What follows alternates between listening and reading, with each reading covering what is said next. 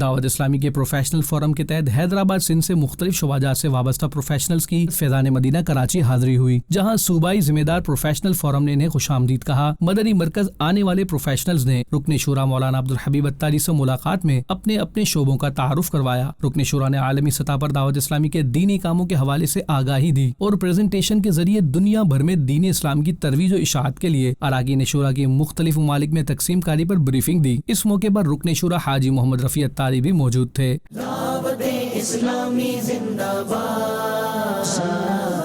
حیدرآباد سے آئے پروفیشنلز نے فیضان مدینہ کراچی میں قائم Islamic research centre, IT department, شعبہ روحانی علاج، ٹرانسلیشن ڈپارٹمنٹ اور فیضان آن لائن اکیڈمی سمیت مدنی چینل کے مختلف ڈپارٹمنٹس کا وزٹ کیا اور انہیں ان شعبہ جات کے تحت ہونے والے دینی کاموں کے بارے میں آگاہ کیا۔ رب کی محبت، نبی کی سنت، تیری ہے روداد، دعوت اسلامی زندہ باد۔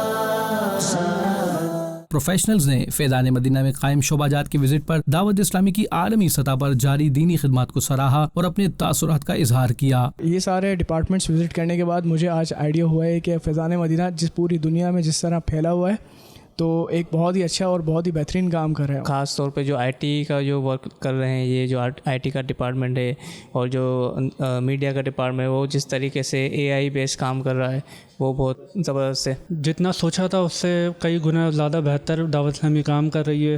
دین، دنیا، آخرت، ہر چیز کے بارے میں آپ کو یہاں پہ جو ہے وہ سیکھنے کو ملے گا۔